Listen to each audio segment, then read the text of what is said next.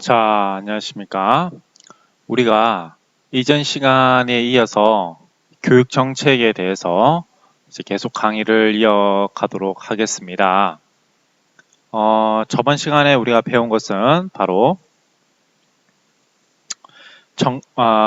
배웠던 것은 교육 정책에 대한 개념을 좀 배웠을 겁니다. 그죠? 자, 개념은 아시는 바와 같이 공공성을 바탕으로 이루어져야 되는 것인데, 자, 이러한 교육, 그리고 특히 우리가 다루는 분야는 교육 분야이다 라는 거죠. 그죠? 자, 이러한 교육 분야에 여러 정책들이 쭉쭉쭉 있는데, 자, 이러한 정책을 어떻게 우리가 만들어 가야 되느냐, 그 절차에 대해서도 좀 배웠습니다. 여기 보면 정책 의제를 설정해야 되는데, 자, 뭐 사회 문제가 좀 돼야 된다. 그래서 개인적인 것보다는 사회적으로 이슈가 됐을 때 의제로 선택될 가능성이 높다 라고 했을 때, 이때 의제 설정이 되고 나면 일종의 이러한 문제죠. 사회 문제. 그럼 이 문제에 대한 해결책에 우리가 가져와야 되니까 그것이 바로 정책 목표다라고 하는 겁니다. 자, 그래서 정책 목표를 세우는 것을 우리는 뭐라고 하냐면, 자, 정책 결정이라고 하더라. 그죠? 자, 그 세부적인 그 대안을 마련해내야 되는 것은 우리가 기획하는 과정이다. 자, 그렇게 해서 이런 것들 다음에 나온 것이 이제 실제로 집행을 해보는 거더라. 그리고 집행을 하고 났을 때 우리한테 나타나는 현상들을 분석하는 게 정책 평가이더라 라는 거죠. 그죠? 자, 이런 식으로 해서 우리가 정책 형성의 과정을 아마 배워보셨을 겁니다. 자, 그렇다면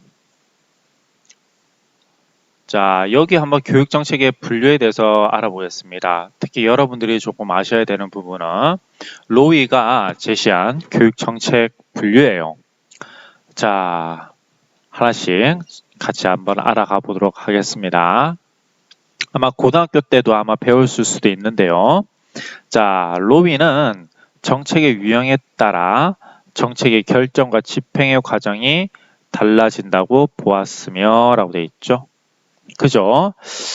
자, 정책 유형에 따라 정치적 관계가 달라지는 것을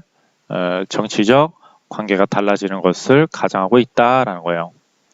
그러니까 우리가 여기 정책 결정과 집행 다음에 이제 평가가 나오죠.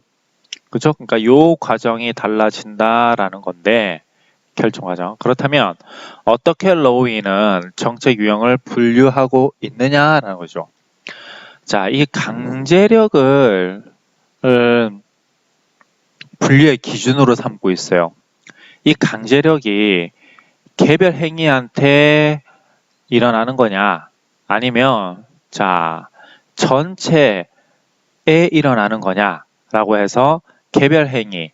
자, 이때는 개별 행위한테 일어난다면 개인한테 일어날 수도 있고, 뭐 회사 한 군데에서 일어날 수 있고. 근데 이러한 개인이, 여러분 보세요. 개인이 이렇게 있다고 해봅시다. 그럼 이 개인이 속하고 있는 주변 환경이 있죠? 그러니까 이거 우리가 이런 환경을 행위 환경이라고 얘기를 합니다. 그죠? 그러니까 예를 들면 전체 영역일 수 있고 사회 전반이라고 할 수 있습니다. 그러니까 개인한테 영향을 미치냐 혹은 사회 전체에 영향을 미치냐. 무엇이요? 강제력이요. 그런데 이 적용 방법에 따라서 또 두 가지로 나눠질 수 있습니다. 강제력의 적용 방법이 간접적이냐 직접적이냐라는 거죠. 이 말은 뭐냐면 간접적이라는 말은 강제력의 강도가 약한 경우입니다. 이와는 반대로 강제력의 강도가 센 경우는 직접적이다라고 얘기를 하겠죠. 자, 그래서 적용 방법과 적용 대상에 따라서 이렇게 두 부분으로 나누어질 수 있는 겁니다. 자, 그렇다면 봅시다. 우리가 이렇게 배분 정책과 구성 정책과 규제 정책과 재분배 정책으로 4개를 나눌 수 있다라고 얘기할 수 있는데요. 우선 배분 정책부터 보겠습니다. 예를 들자면 SOC 산업 같은 거요. 국가 기반 산업이죠. 그죠? 자, 도로, 항만, 통신, 공원, 터널, 공항을 만드는 겁니다. 자, 이것은 개인이 이용을 하는 거죠. 개인이 도로를 이용하고요. 개인이 여행 가고 싶으면 공항을 이용하고요. 개인이 쉬고 싶으면 공원을 이용합니다. 그런데 국가가 꼭 그렇게 강하게 이용하세요라고 말을 하거나 명령을 하지는 않지요. 그러니까 강제력의 적용 방법이 굉장히 연약합니다. 따라서 배분 정책은 적용 대상은 개별 행위의 적용 방법은 간접적이다라고 얘기를 합니다. 그렇다면 여기 구성 정책 한번 보도록 하겠습니다. 구성 정책은 행위 환경이 적용 대상이지만 적용 방법은 간접적으로서 강제력의 강도가 약해요. 그다음에 지자체 관할 구역을 설정하거나 또는 선거구를 조정하거나 외교 정책의 영향력을 조정하거나 정부 부서에 신설하거나 공직자의 보수 같은 거죠. 이게 무슨 말이냐면 이렇게 한번 생각을 한번 해볼까요? 자, A가 속해 있는 선거구가 있어요. 그죠? 근데 선거구를 조정해서 요렇게 바꿨습니다. A는 단지 선거만 하면 될 뿐이지요. 그죠? 자, 근데 A가 속해 있는 이러한 환경이 바로 조정이 된 거기 때문에 바로 강제력이 어떻게 된 겁니까? 좀 더 넓어졌죠. 요만큼에서 확장이 돼서 요만큼 넓어졌다라고 할 수 있어요. 주변에 영향을 받는 사람이 많아진 거죠. A뿐만 아니라 다른 사람들한테도요. 그런데 A 입장에서 보면 이것은 강제력이 정해졌다면서 A에게 어떤 피해가 갈까요? 피해가 가는 정도가 약합니다. 그죠? 이 말은 강제력의 강도가 약하다라고 볼 수 있죠. 그죠? 자, 공직자의 보수 같은 것도 그래요. 다른 공직자의 보수를 높여준다고 해서 나한테 그렇게 큰 영향력을 미치냐? 그건 아니라는 거죠. 강제력의 강도가 약하다라는 말이죠. 자, 근데 규제 정책 한번 보도록 하겠습니다. 그 다음에 진입 규제를 딱 설정해 놓는데 제가 얘를 이 삼성 자동차로 들어봤습니다. 무슨 말이냐면 자, 개별에게 있어서의 강제력이 굉장히 강하게 작용한다는 것이죠. 자, 예를 들면 여기 H 자동차가 있고 K 자동차가 있고 뭐 SS 자동차가 있고 이것도 해봅시다. 근데 삼성이라는 기업이 다시 들어가려고 해요. 근데 얘네들한테 쿼터제를 준 거죠. 이거 이상은 자동차를 주면 들어오면 안 돼. 가면 묻었다고 삼성의 자동차를 만들었다 해봅시다. 그러면 이 얘기사들은 많은 벌금을 물겠죠. 그죠? 그리고 허락도 안 돼요. 이런 것처럼 진입 규제 같은 것들은 규제 정책에 속한다라고 보시면 됩니다. 그죠? 이 삼성 자동차한테 예를 들면 이 삼성 자동차한테 크게 영향을 주게 되는 거죠.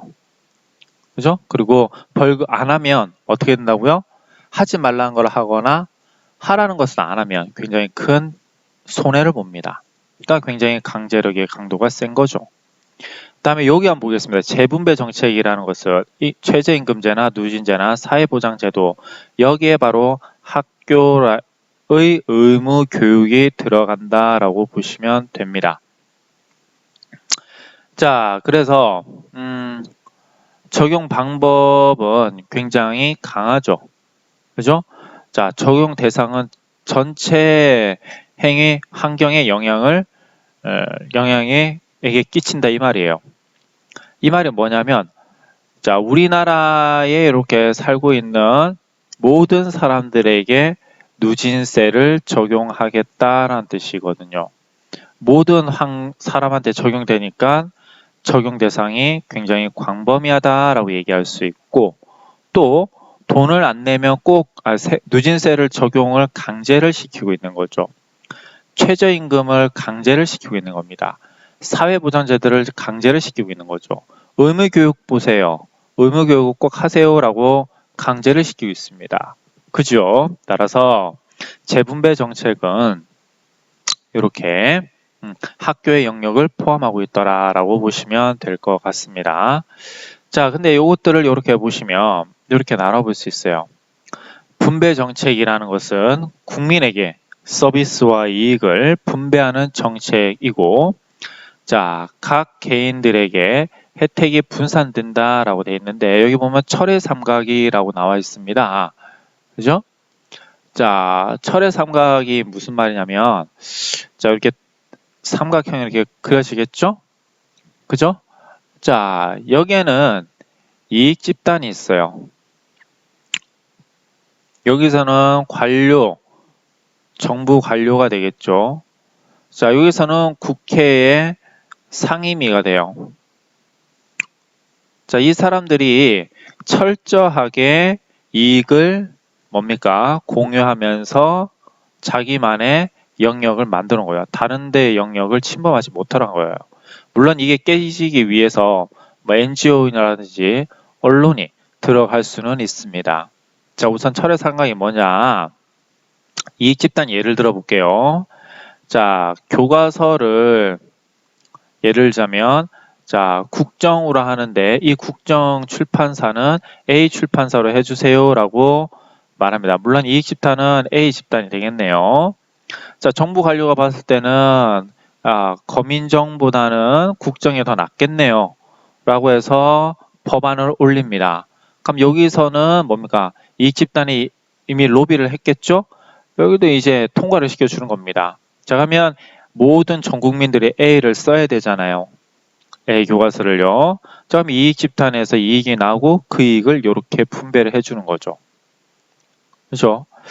자, 그래서 철의 삼각이라는 어떤 부정적인 효과가 나타날 수 있는 게 분배 정책에서 그렇더라라는 거죠. 자, 이 분배 정책. 자, 두 번째 구성 정책이라는 것은 정부 기구의 구조 및 기능상의 변화를 목적으로 하는 정책이더라라는 거죠. 그죠? 자, 어떤 전체 사람, 남한에 이렇게 한국에 살고 있는 전체 사람한테 영향을 미치지만 그 강도는 조금 약하더라라는 뜻이 되겠죠. 자, 규제 정책은 개인 집단의 활동이나 사유재산을 통제하는 정책이더라라는 뜻이고요. 자, 재분배 규제 정책, 그래서 우리가 뭐 예를 들면 탈규제 해야 된다라는 말도 기존에 이렇게 개인의 집단과 활동의 사유재산을 통제하는 것을 없애야 된다. 예를 들어서 그린벨트를 좀 풀어주는 게 어떻겠냐라는 것들, 또는 의무교육이지만 자, 꼭 정규 학교에서만 다녀야 되느냐, 나는 대안학교에서도 다니면 안 되냐, 막 이런 식으로 얘기하는 것도 어떻게 보면 기존에 했던 규제를 조금 완화시켜 주는 거죠. 자, 이런 것들은 규제 정책을 완화시키는 거라고 보시면 됩니다. 자, 그러면 이 대안학교 다니는 학생들한테만 강제력이 이제 뭐가 되는 거예요? 해소가 되는 거죠. 자, 재분배 정책은 정부의 부재산, 소득, 권리 등을 사회계층에 재분배하는 정책이다. 뭐 아시겠지만 우리가 교육이 여기에 들어간다라고 보시면 될 것 같아요. 자, 이렇게 해서 로이의 자, 정책 유형에 대해서 한번 알아보셨고요. 이거 같은 경우는 공무원 시험에는 자주 나오기는 하지만, 자, 여러분들이 교육학에서는 논술식이라든지 사례식의 교육학에서는 잘 언급되지는 않습니다. 단지 한번 이런 유형들이 있더라라고 알아두시면 될 것 같네요. 자, 다음에 다양한 준거에 따른 교육 정책을 한번 구분해 보겠습니다. 학교에서 교수되고 있는 여러 교과별 유형들이 있죠. 뭐 체육 교육 정책도 있고, 국어 교육 정책도 있고요. 과학 교육 정책, 외국어 교육 정책 같은 것도 있습니다. 교육의 기능별 유형으로 보자면 장학, 교직원 인사, 학생, 재정, 시설, 사무관리, 교육 목표, 교육 사정, 교육 자료, 홍보 등이 기능별로 교육 정책을 한번 분류해 볼 수 있다는 거죠. 그죠? 자, 그 다음에 교육 활동 대상 영역별이라고 하면 이렇게도 해볼 수 있습니다. 자, 그렇다면 우리가 여기 한번 보도록 하죠. 고교 학점제를 시행하더라라는 거죠. 그죠? 그 다음에 자유 학년제를 시행하더라라고 되어 있습니다. 그러면 우선 여기서 보시면 알겠지만 대상이 누구예요? 고등학생이죠. 그죠? 여기는요, 중학생이에요. 그죠? 자, 그렇다고 보면 여기서는 어떻게 될까요? 자, 학교에서 교수되는 여러 교과별 유형, 교과별 유형에서는 아니고요. 기능별 유형에서는 찾아볼 수 있겠죠. 어떻게요? 교직원의 인사 같은 것들도 문제가 나타날 수 있죠. 왜냐하면 여기에서는 강사를 필요로 하고 여기서도 강사를 필요로 하니까요. 그죠? 자, 그 다음에 학생의 측면에서 고등학생과 중학생의 측면에서도 교육정책을 바라볼 수 있는 겁니다. 교육활동 대상 영역별이라는 것은 이거 같은 경우는 중등 교육정책에 들어간다는 것이죠. 따라서 무슨 정책을 어떻게 분류하는지는 이렇게 분류 기준을 잡아볼 수 있다라는 거예요. 그죠? 자, 이게 왜 중요하냐면 이게 왜 중요할까요? 자, 이게 임용고시에서는 자주 언급이 되지 않지만 어떤 예를 들면 A 정책이 나왔습니다. 그럼 이 A 정책의 주무부서가 누구고, 그죠? 협력부서는 누구고, 자, 이에 따라서 인력은 어떻게 구성이 되고 재정은 어떻게 써야 되는지에 대한 내용들이 나오는 거예요. 자, 그래서 이러한 정책이 나왔을 때는 이런 정책에 대한 이제 집행의 어떤 효율화를 위한 기준을 제시해 줄 수 있다라고 보시면 됩니다. 네, 여러분들이 현장에서 교사가 되었을 때는 이런 내용들에 대해서는 크게 접할 일은 많지 않다라고 생각이 들어요. 자, 그렇다면 우리가 이제 교육 의사결정 이론을 배우게 되실 텐데요. 앞서 얘기했듯이 교육 정책론과 교육 의사결정론은 굉장히 밀접한 관계가 있습니다. 왜냐하면 교육 정책을 결정한다라는 말은 일종의 정해져 있는 자원을 선택한다라는 것이죠. 한정된 자원 때문에 자, 효율적으로 어떠한 정책을 선택할 수밖에 없습니다. 이때 의사결정이 일어난다라는 거죠. 그래서 교육정책과 의사결정은 잘 복합해서 나오고 하나의 챕터로 형성이 된다라는 겁니다. 자, 그러면 의사결정 이론의 개요부터 한번 보도록 하지요. 자, 의사결정, 우리 영어로 decision making 하는데 의사결정은 조직의 목표 달성을 위한 여러 대안 중에서 가장 바람직한 행동 경로를 선택하는 것이다 라는 것입니다. 이때 여러분들 가장 바람직하다는 말이 자, 여러분들 이해를 잘 하셔야 되는데요. 자, 가장 바람직하다는 말이 우리가 한편으로 자, 가장 바람직하다란 말이 그죠? 최선을 얘기하는 건 아니고요. 그죠? 최대의 결과를 불러오는 것도 아니고요. 자, 이거 같은 경우는 이렇게 동의어라고 보시면 안 됩니다. 그죠? 자, 상황에 따라서 그죠? A, B, C, D 대안 중에서 A 상황일 때는 이게 맞고요. B 상황일 때는 이게 맞고요. 예를 들면 A 상황일 때는 최종 모형이 맞을 수도 있고요. 자, 합리 모형이 맞을 수도 있고요. 점증 모형이 맞을 수도 있고 이것저것도 아니면 그냥 우연치 않게 만들어졌다 해서 쓰레기통 모형이 맞을 수도 있고 이런 식으로 된다는 겁니다. 그죠? 자, 그래서 여기서 가장 바람직한 행동 경로를 찾아가는 것이 바로 의사결정 이론의 핵심이라는 거지 모든 것이 다 좋다 이런 식으로 경로를 찾아가는 건 아니다 라고 여러분들이 이해를 해주시면 됩니다. 자, 그래서 좁은 의미에서 본다면 문제 해결을 위한 대안 선택을 하는 의미를 말하지만 좀 더 넓은 의미에서는 조직 활동을 수행하기 위해 어떤 조직을 구성하고 어떤 인력을 어느 곳에 배치하며 또 어떠한 통제 및 조정 노력이 필요한가를 결정하는 총체적인 관리 과정으로 규정할 수 있다라는 것이죠. 자, 이와 같은 맥락에서 사이먼은 의사결정을 조직 관리를 위해 가장 기본적인 활동으로 규정하였고, 더 나아가 의사결정 과정 자체를 경영으로까지 표현하기도 했다라는 것이죠. 자, 그리고 스킷 무어는 의사결정 과정이 기관 구성원의 사기와 밀접한 관계를 갖는다는 것을 지적하면서, 그렇죠, 여러분들. 누구를 승진시킬 것인지, 우리가 이 예에서 보듯이 승진한 사람은 동기를 갖게 되는 거죠.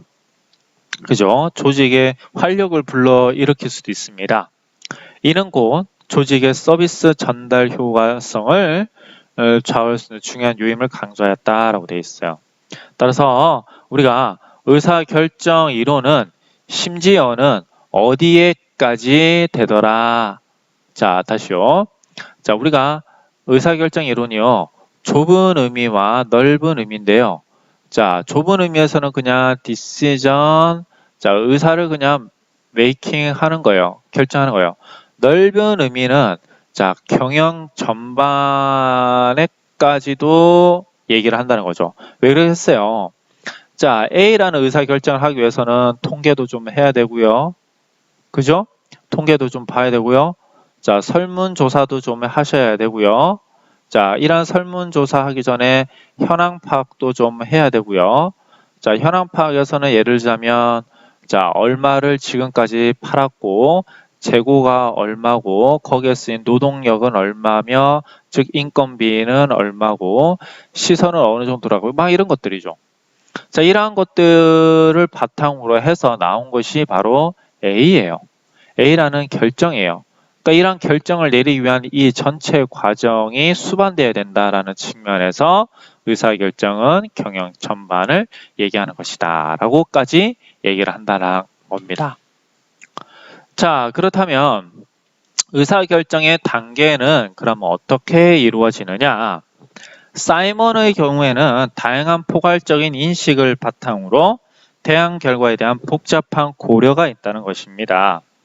대안 선택에 있어서의 객관적 합리성을 강조하면서 결정을 하는 거다라고 의사결정의 단계를 지적했는데요. 뉴만 같은 경우에 있어서는 우선 문제를 명료하게 봐야 됩니다. 그 다음에 대안을 결정해야 되는 거죠. 옵션 여러 가지 중에 하나를 결정하는 거예요.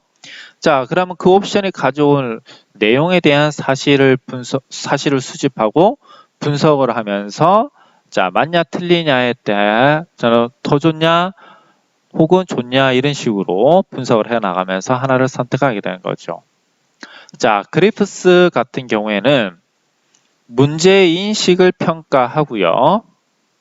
그 다음에 문제의 분석과 평가를 수반한 다음에 판단과 평가의 기술을 설정을 하고 자료를 수집한 다음에 우선적 해결 방안을 실행하는 겁니다.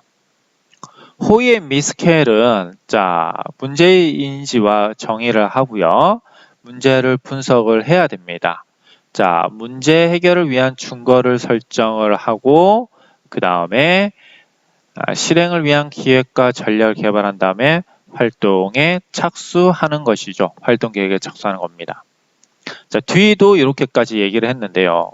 그렇다면 이 내용들에 여러분들이 사이먼 같은 경우는 포괄적 인식과 복합적 고려해서 합리성을 강조해서 결정을 한다. 이 정도는 알고 계시겠지만 뉴만 그리프스와 호이 미스켈에는 조금 여러분들이 혼란스러우실 거예요. 왜 혼란스럽냐면 여기 보면 대안의 결정이 이미 났다라고 돼 있죠. 그죠? 그래요. 그리고 여기서는 준거 설정하는 것 자체가 의사결정이 아닌가요? 라고 돼 있죠. 아니에요. 이때의 의사는 최종 의사결정이에요. 이렇게 A, B, C, D 대안이 있습니다. 예를 들어 볼게요. 자, 기초 학력을 올리기 위해서 A 대안은 보충을 많이 해야 되고요. 자, 야간 자율학습을 해야 되고요. 자, C 정책 같은 경우는 교사 플러스 강사를 해야 되고요. 자, D 같은 거는 수준별 수업을 해야 된다라고 합시다. 이러한 대안들이 있는 거죠. 그죠? 다시 봐요. 자, 호의 미스케부터 보겠습니다. 문제의 인지와 정의, 즉, 자, 기초학력이라는 게 뭐냐? 기초학력이 저하되냐? 기초학력이라는 것은, 자, 완전학습 또 80%를 따라가지 못하는 건데, 완전학습 기준으로 30% 이하를 하는 거고, 뭐 기초학력 평가에서 50점 이하이다라고 해서 기준을 두는 거죠. 자, 그 다음에 전체 분석을 해보는 겁니다.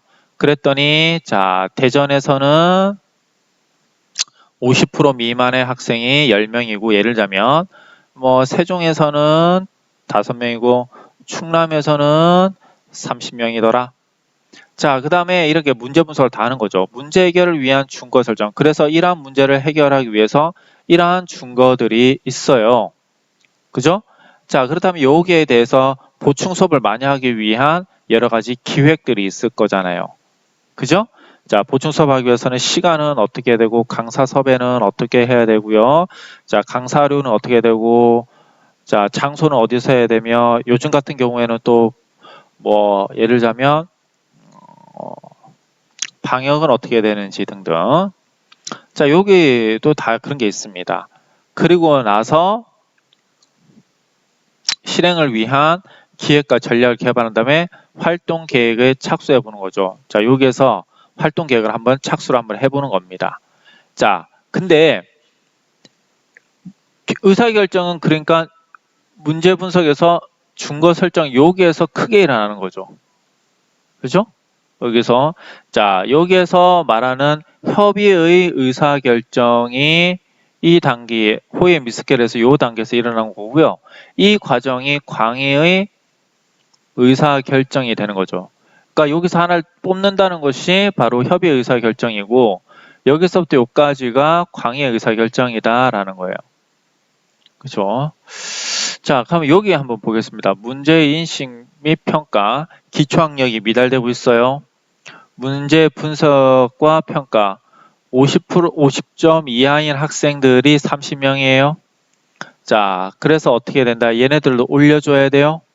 그래서 올릴 수 있는 방법을 수집해보고 그 중에서 하나를 실행해보는 거죠. 이해가십니까? 자, 뉴만 같은 경우는 기초학력이 미달이에요. 그래서 기초학력 올리기 위해서 수준별 수업을 해야 돼요. 수준별 수업을 하기 위해서는 어떤 자료를 수집해야 되나요? 그것이 좋냐요? 나쁜가요? 나쁘다고 하면 다시 결정이 되겠죠. 이렇게. 그죠? 그 다음에 행동을 결정하는 겁니다. 다시 여러분들.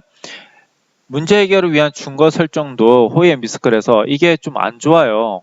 그러면 다시 돌아가는 겁니다. 이렇게. 그죠? 한 번에 이게 일어나는 게 아니에요. 자, 그래서 우리가 의사결정의 단계를 보면서 협의의 의미와 강의의 의미의 의사결정 개념을 파악해 보았습니다. 그렇다면 이러한 의사결정의 유형에는 뭐가 있느냐? 자, 여기서는 의사결정 주체에 따른 유형을 분류해보도록 하겠습니다. 집단적으로 할 수도 있고 또 개인적으로 할 수 있어요.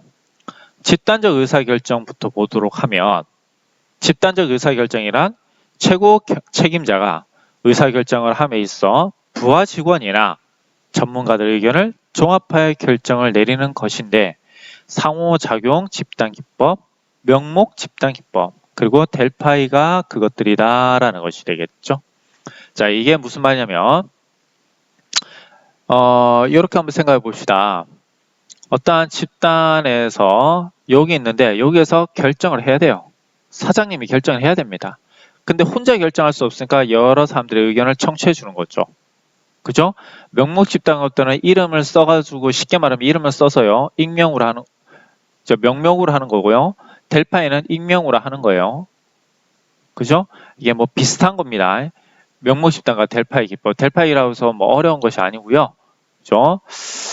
자, 좀 이따 자세하게 배워봅시다. 그러면 상호작용 집단 기법. 그렇죠. 뭐 토론에 참여하는 사람들이 집단 의사 결정이나 타인들의 상호작용에 있어 상당한 경험과 지식을 소유했을 때 적절하게 사용할 수 있다. 뭐 토론 기법입니다. 쉽게 말하자면 위원회 같은 거요. 명령 집단 기법이란 것은 의사결정의 사회 심리학적 연구를 통해 사람들의 함께 아이디어를 제시하는 것이다 라는 뜻이죠. 그렇죠? 역시 뭐 토론하는 거예요. 델파이는 토론을 하긴 하는데 익명으로 하는 겁니다.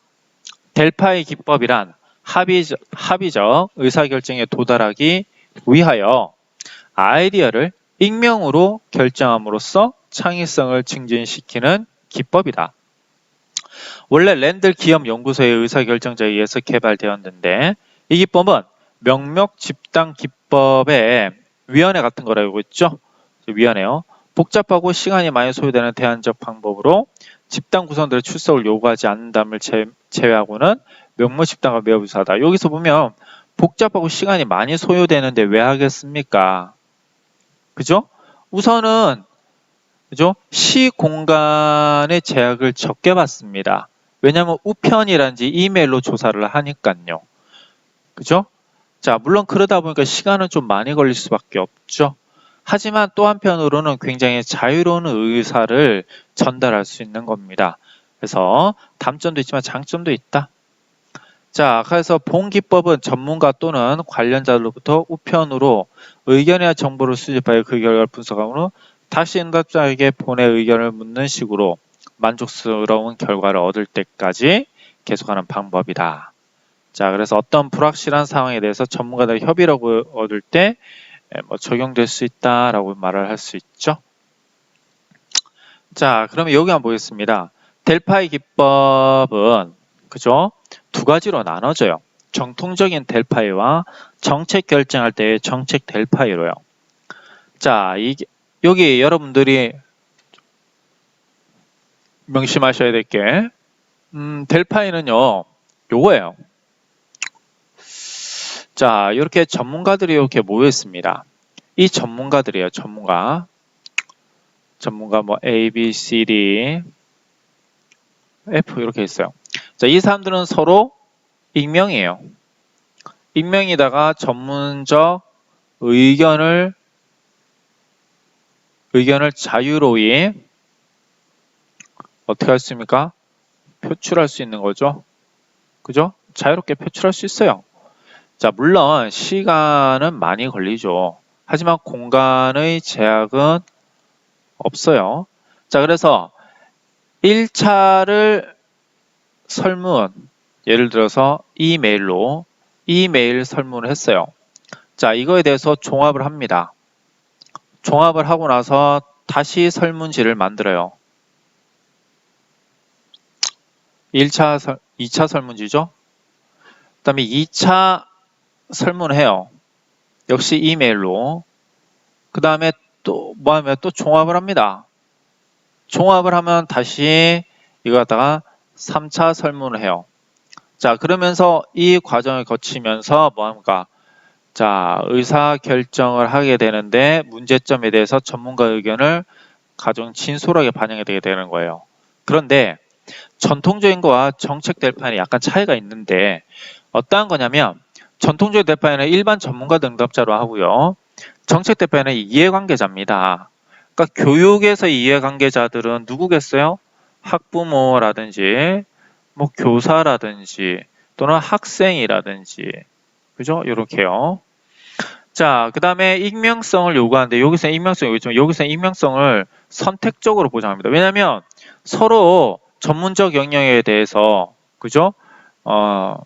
이 사람들이 영향을 받거든요. 결국에는 학생이 영향을 받습니다. 학부모가 영향을 받아요. 그러면 상대방의 입장을 한번 뭡니까? 표출할 수 있는 시간도 가지게 되는 거죠. 예를 들면 공청회 같은 거요. 그죠? 자, 그래서 중간에 상호 교차 토론이 허용이 된다라는 것이죠. 알겠죠? 그럼 생각이 바뀔 수 있는 겁니다. 자, 그래서 통계 처리는 이 부분이 좀 다릅니다. 볼까요? 우리가 어떠한 통계에서 정규 분포를 이룬다고 했을 때, 자, 전통적 대파는 요걸 찾아내는 겁니다. 왜냐하면 모든 사람들한테 다 적용이 되기 위해서요. 그죠? 근데 정책될 바는 그게 아니에요. 이 집단이라든지 해당 집단에 있는 사람한테 영향을 받게 되는 겁니다. 아까 자 수준별 수업이라고 한번 해볼까요? 수준별 수업을 받는 학생들이 영향을 받고 그 준비물을 찾는 어머니한테 영향을 받고 그걸 수업을 준비하는 교사의 영향을 받는 겁니다. 그러다 보니까 이 사람들의 입장이 이렇게 극단적으로 나눠질 수 있는 겁니다. 바로 이 부분을 찾는 게 정책 델파예요. 그죠? 다시요. 어떠한 의견이 그죠? 이렇게 했을 때 중간 대표값을 찾는 건 전통적 델파이고요. 그죠? 극단값을 찾는 것은 정책적 델파예요. 자, 그래서 극단적 통계 처리하고 의견 차이나 갈등을 부각시켜 통계 처리. 왜 이렇게 부각시켜 했습니까? 이게 결국에는 정책을 집행하는 데 있어서의 걸림돌이 돼요. 이 걸림돌을 미연에 방지하기 위해서 여기 있는 것들에 대한 의견을 우리가 그죠? 분석을 하려고 하는 거죠. 조사, 관찰, 분석을 하려고 하는 겁니다. 좀 다르죠? 자, 이렇게 알아두시면 되고요. 그래서 설문지 방법 중에서도 하나인 이 델파이 기법은 자, 좀 시간은 많이 걸리지만 그래도 좀 명확하게 어떠한 정책에 대한 의견을 청취할 수 있다라는 것 알아두시면 될 것 같아요. 자, 개인적, 그럼 집단으로 하는 의사결정, 여러 사람이 모여서 하는 의사결정이 있는가 하면 개인적으로 의사결정을 하는 사례도 있습니다. 개인적 의사결정이란 최고 책임자가 수집한 자료, 정보, 그리고 자신의 경험, 판단에 의해 혼자 결정을 내리는 방법이다라는 것이 되겠죠. 자, 의사결정 나무 분석이나 대안 선택 흐름도 등이 그런 것이다 라는 뜻인데 여러분들이 아마 보실 수 있어요. 그죠? 제가 몇 가지 이미지를 한번 보여드리도록 하겠습니다. 자, 의사결정 부터 우선 이렇게 보도록 하죠. 요즘 이렇게 한번 가져와서 보시면 이미지를 볼까요? 자, 빅데이터 분석에서 보면 우리가 머신러닝에서 보면 딥러닝, 머신러닝에서 보면 여러 가지 대안이 그 상황에 맞게 그럼 계속적으로 뭐 하는 겁니까? 수집되게 되는 거죠. 자, 그런 것들을 이렇게 나타낸 거예요. 자, 이런 것들이 의사결정 이론이에요. 의사결정 나무 모형이에요. 그렇죠? 자, 이렇게 이게 의사결정 나무 모형이라고 할 수 있고요. 한번 보도록 하죠. 물론 이렇게 여러분들이 통계로 이렇게 이런 것들을 다 분석을 해낼 수 있습니다. 자, 그런 것들보다는 이렇게 하나에 대해서 이렇게 어떤 선택을 했을 때 어떻게 얼마의 수익이 나고 이 선택을 했을 때 다시 얼마의 수익이 나고 이런 식으로 나가는 게 의사결정 나무 분석이다. 대안 선택 흐름 도표 같은 경우는요, 요겁니다. 그죠? 자, 남자인가? 예, 아니요. 나이는 생존할 확률, 나이는 뭐 9.5세 이상인가? 예, 아니요. 그다음에 어떤 조건 이렇게 하면서요. 자, 예, 아니요를 쓰는 것들은 대안 선택 흐름표고요. 그렇지 않은 것들은 어떤 예, 아니요 이외의 것들을 사례를 만들어내는 것은 의사결정 나무 분석. 근데 대안 선택 흐름도 역시 의사결정 나무의 하나의 방법이라고 여기기도 합니다. 자, 뭐 이런 것들이 있어요.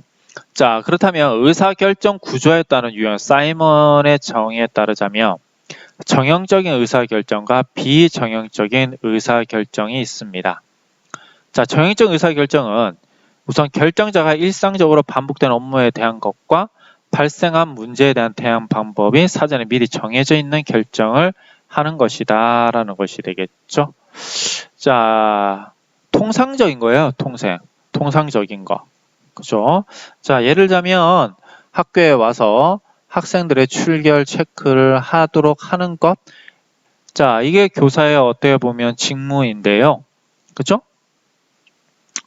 하고 나서 교장 선생님한테 결재를 보고해야 됩니다. 자, 이것도 뭐가 되는 겁니까? 하나의 의사결정이죠. 정의적으로 정해져 있는 겁니다. 자, 여기서 얘는 뭐가 있냐면 또 인사규칙이나 조례 등에 정해져 있는 특별한 절차에 대한 결정이고, 반복적이고 일반적인 의사결정, 예를 들면 업무 처리 절차나 방침, 내규, 자원 소요, 수송계획, 자본 예상 등이라고 할 수 있다. 하위 경영층에서, 하위 경영층은 학교로 말하면 보직교사인 부장교사가 되겠죠.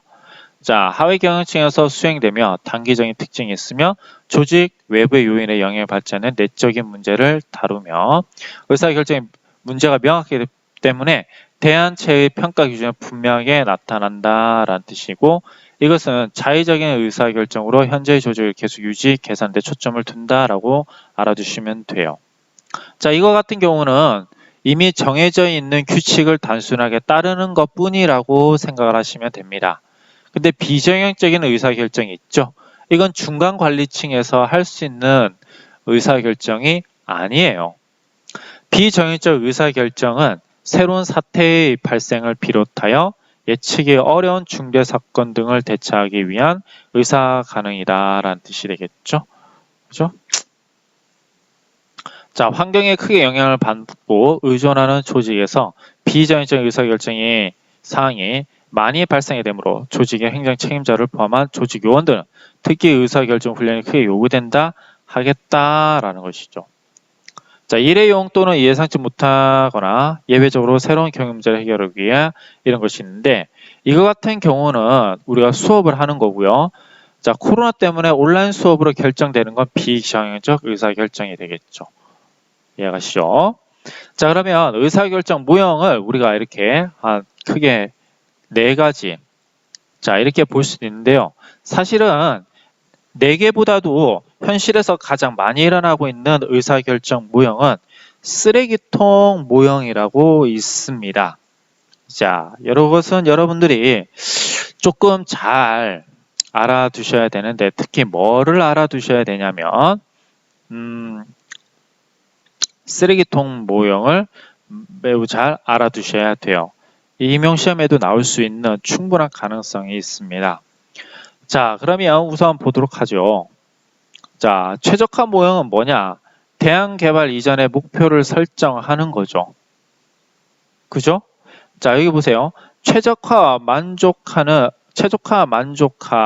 그리고 혼합 모형은 모두 다 대안 개발 이전에 목표가 설정이 되는 겁니다.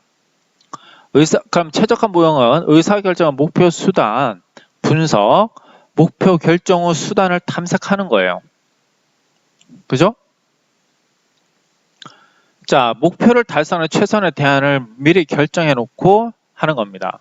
자, 분석적, 종합적 분석을 하고 모든 대안국도 이론에 의존한다라고 되어 있는데, 자, 이게 무슨 말이냐면, 우리가 보겠습니다. 학교 폭력이 심화된다. 따라서 자, 이게 문제예요. 자, 그럼 예방을 이게 해결책이 뭐냐? 나오죠. 그죠? 그러면 뭐 예를 들어 학교 폭력이 심화되니까 뭐 법규를 강화한다. 그러면 상담을 강화한다. 뭐 이렇게 돼 있고, 벌점을 준다. 그죠?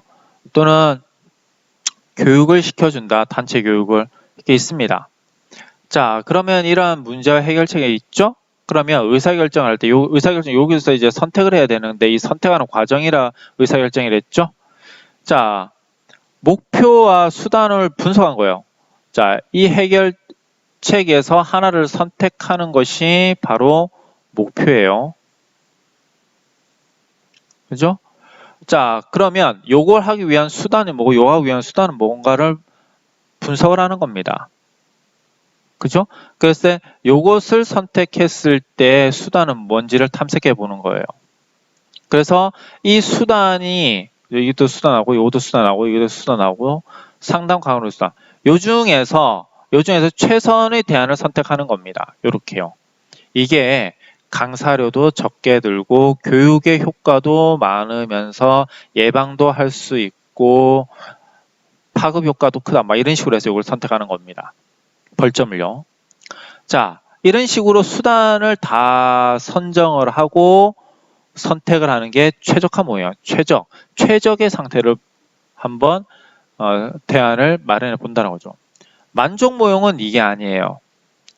자, 대안 개발 이전에 목표를 설정하는 거예요. 다시요. 학교 폭력이 심화된 문제에 대해서 학교 폭력을 완화시키자라는 거예요. 그죠? 자, 목표가 뭐예요? 학폭 없애자는 거예요. 학폭이 심화된 거 학폭을 없애자는 게 목표예요. 했어요? 자, 그럼 이 선택을 해야 되겠죠? 의사결정은 목표, 수단을 분석하고요. 역시 분석을 하는 겁니다. 목표가 뭐고 수단이 뭐가 있지? 때로 분석에 의해 목표가 변화돼야 된다라는 뜻이에요. 이때 이 변화된다는 것이 바로 만족스럽게 변화된다라는 거예요. 그렇죠? 그래서 1년의 대안이 탐색될 때까지 문제를 탐색하고 이론과 경험에 의존한다라는 말이에요. 이게 바로 이 경험이죠. 이렇게 해놨더니 자, 이렇게 하면서 선택을 했더니 벌점을 해봤더니 사실은 효과가 이런 이론이 있었는데 우리 학교는 이게 맞지가 않더라라는 뜻이에요. 다시요. 우리 학교에는 이게 맞지가 않더라. 그래서 우리는 이 상담으로 가겠다라는 것이죠. 이게 우리 학교의 경험을 이용한 거죠. 경험을 이용한 거죠. 이것은 이론이었는데요. 이건 이론만을 탐색했는데 이론과 경험을 합친 거죠. 뭐가요? 만족 모형에서요. 그죠? 자, 1년의 대안에 탐색되다가 계속 문제를 한번 탐색해 보는 겁니다. 그죠? 자, 점증 모형은 그러면 뭐냐? 목표 설정과 대안 개발이 섞이는 것이죠. 자, 그래서 이게 뭐냐면 학교 폭력을 하려고 했더니만 학생들 살펴봤더니 학생들의 가정이 별로 안 좋더라 하면 여기서 또 목표가 생겨요. 가정에 대해 가정 경제를 보완해 줄 수 있는 방안을 한번 마련해 보고 자 그랬더니 다시 이제 또 학교 폭력이 있냐라고 봤더니 상담을 좀 해줘야 될 것 같고 그러면 상담을 하도록 또 뭐 상담 확충 시스템을 확충해야 되고 그래서 이제 학폭이 됐을까라고 해가지고 계속적으로 이렇게 나가는 겁니다. 이게 점증적으로 나가는 거죠. 이렇게 그죠? 자, 여기 보겠습니다. 수단과 목표가 분리가 안 되는 거예요. 목표, 수단, 분석은 부족하다는 거죠. 기존의 대안이 잘못된 경우 옳은 대안을 설정을 해보는 겁니다. 기존 대안에 유사한 것들에 초점을 두고 연속적 비교 이론에 덜 의존한다라는 것이 되겠죠. 자, 혼합 이론이라는 것은 자 의사결정은 넓은 목표와 가설적 수단의 기초를 두고 조직의 정책 이루어져 만족스러운 모형이 되는데 자 이렇게 연속적으로 돼 있는다는 것이죠. 결국에는 자 만족화 모형과 이걸 합쳐주는 겁니다. 그렇죠? 자 그러면 우리가 최적 모형부터 좀 더 구체적으로 보시면 이거예요. 합리적 모형이라고도 하는 최적 모형은 자 합리적 요인과 초합리적 요인을 고려하는 모형이다. 아니 합리적 모형이 아니죠. 합리 모형이 아니고 최적화 모형은 합리적인 요인과 초합리적인 요인을 고려한 모형이다. 합리적 결정의 효과가 합리적 결정의 비용보다 크거나 같을 경우에는 합리 모형을 적용한다라고 되어 있어요. 그렇죠? 뭐 그렇게 해서 한번 읽어보시면 될 것 같고요. 만족화 모형이라는 것은 주관적 합리성, 그렇죠? 합리성으로 의사결정하는 모형으로서 복잡한 문제의 모든 내용을 파악하기보다는 핵심적 문제만을 추출하여 여기서 중요한 말은 만족한 모형은 핵심적 문제만을 추출하여 단순한 모형을 만든다라는 것이 되겠죠. 단순화된 모형 범위 내에서 합리적 의사결정을 하는 것이다 라고 보시면 됩니다. 점진적 모형은 최대 최적화의 다양한 대안을 고려하기보다는 최근에 가장 효과적이었던 대안과 비교해 보는 것이죠. 그래서 경험적이라고 할 수 있어요. 그죠? 자, 여러분들이 요 위에 있는 게 잘 이해가 안 되셨다면, 그죠? 자, 요 아래 있는 것들을 이용해서 내용을 이해하시면 됩니다. 점증적인 것은 최근에 일어났던 거. 만족이라는 것은 단순한 거. 자, 최적화라는 것은 직관, 통찰력, 창의력까지 포함하는 것. 그죠? 자, 혼합 모형은 에치오니가 주장한 것으로 합리 모형과 점증 모형을 절충한 것이다 라고 보시면 될 것 같아요. 그래서 근본적 결정과 맥락 결정은 합리 모형으로 이성적 판단에 의한 거죠. 합리적 모형은. 자, 세부적 결정은 점증 모형으로 이렇게 하는 것. 자, 쓰레기통 모형은 아주 우연히 중요하다 했었죠. 아주 우연히 의사결정자 의제 해법이 생성되는 것인데, 자, 우리가 회의를 합시다 라고 해서 어떤 절차와 관련된 의사결정자들이 모여서 합리적인 또는 규정이 되어 있는 절차에 의해서 토론 과정도 거치고 또 합의 과정을 거쳐서 방망이를 두들겼어요. 집행을 하려고 보니까 옆에 있는 사람이 그건 안 좋아 라고 해서 교장쌤이라고 봅시다. 바꿔! 갑자기 대안이 바뀌게 되는 경우가 생겼습니다. 이럴 때 쓰레기통 모형이 된다 이거죠. 자, 그러면 합리 모형이 뭐냐? 자, 가장 이상적이지만 일어날 수 없는 모형이죠. 자, 이상적 의사결정 모형으로 인간은 합리적 존재로 가정하고 절대적 합리성에 근거하여 의사를 결정하는 모형이다. 1위의 전체 요소를 비용, 편의, 분석으로 하여 오직 최선의 선택만을 하려고 한다라는 것이죠. 자, 여기서는 여기 보세요. 합리 모형과 최적화 모형의 다른 것은 직관 통찰력, 창의력을 포함시켜야 안 시킵니까? 안 시킵니다. 그죠? 합리 모형은. 자, 그래서 우리가 이렇게 합리 모형과 점증 모형을 이렇게 할 수 있는데, 점증 모형은 뭐였어요? 최근에 있는 거였어요. 그죠? 자, 여기서 조금 여러분들하고 정리를 한번 해봅시다. 마지막으로. 최종적으로요. 합리 모형이라는 것은 이성의 바탕을 두고요. 비용 편익 분석만을 하는 겁니다. 그죠? 최종 모형이라는 것은 합리 모형에다가 초합리를 포함된 건데요. 예를 들자면 창의성이라든지, 그죠? 이런 것들이 포함되는 거죠. 통찰력이라든지요.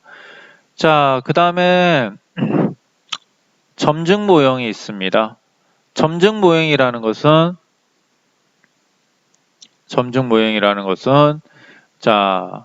최근의 것을 바탕으로 하나씩 점차적으로 넘어가는 것이 되겠죠. 최근의 것이 기준이 돼서 확대되는 것이다 라고 여러분들이 생각해 주시면 될 것 같아요.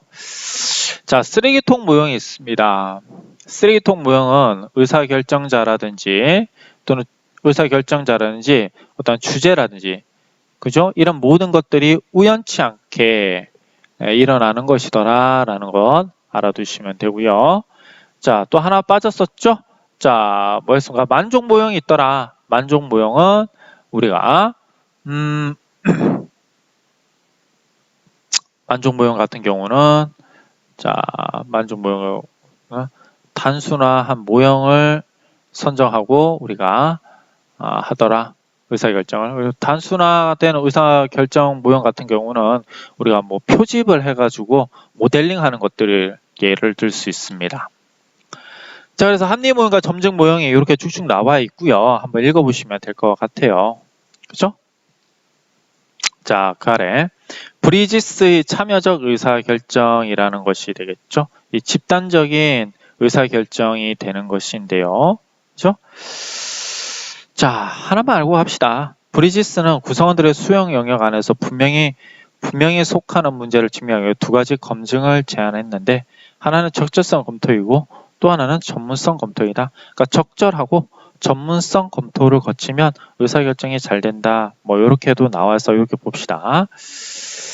자, 상황을 이렇게도 보고 있습니다. 브리지스는요. 자, 이해관계인과의 적절한 관계를 형성하고 있느냐, 또 그분들이 또 전문성을 가지고 있느냐.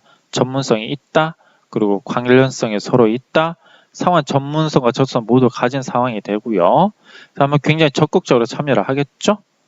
자, 근데 이해관계가 적절하지 아니하면서도 전문성은 없다. 그러면 불참하겠죠. 전문성은 있는데 반해서, 그죠? 관련성이 없어요. 그죠? 이런 경우가 가끔 어떤 경우가 있냐면요. 이런 경우가 우리가 학교운영위원회에 외부 인사를 초청해야 될 때가 있습니다. 지역위원들요. 때때로 와요. 때때로. 그죠? 때때로 옵니다. 그죠? 자, 뭐 요런 경우는 어떨까요? 학교폭력위원회가 걸렸습니다. 학교폭력위원회가 있죠. 뭐 이럴 때는 적극적으로 관련 교사가 그 학폭 선생님과 함께 적절하게 오겠죠. 여기서는 이해관계가 있지만 전문성은 없어요. 때때로 참여한다는 것이죠. 때때로. 그죠? 전문성이 없으니까 의사를 잘못 전달하게 되면 의사결정이 좀 잘못되지 않을까라는 불안감 때문에 제한적인 참여를 하게 됩니다.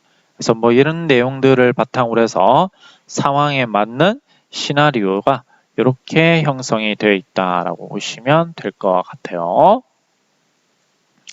자, 불론과 옛 톤의 의사결정 방법도 이렇게 나와 있습니다. 한번 그냥 읽어보시는 걸로 설명을 대신 하려고 합니다. 자, 의사결정 이론에서는 의사결정이 무엇인지에 대한 개념을 먼저 파악해 봤고요. 자, 그리고 의사결정하는 것은 집단과 개인별로 있어서 그 방법론을 얘기해 봤고, 모형에 있어서는 이렇게 한 5가지 정도 있더라. 합리 모형, 최종 모형, 점정 쓰레기, 만족 모형. 자, 그리고 그런 거에 대표적으로 참여 모형에서는 뭐 브리지스 모형과 불론과 예턴의 모형을 한번 읽어보는 걸로 대체하도록 하겠습니다. 자, 이것으로 우리가 정책론과 의사결정론 이렇게 끝내도록 하겠습니다. 자, 내용이 좀 어려웠는데요. 여러분들이 집중해서 다시 한 번 더 강의를 들어볼 수 있도록 부탁 말씀을 드리면서 수업을 끝내도록 하겠습니다. 자, 고생 많았습니다.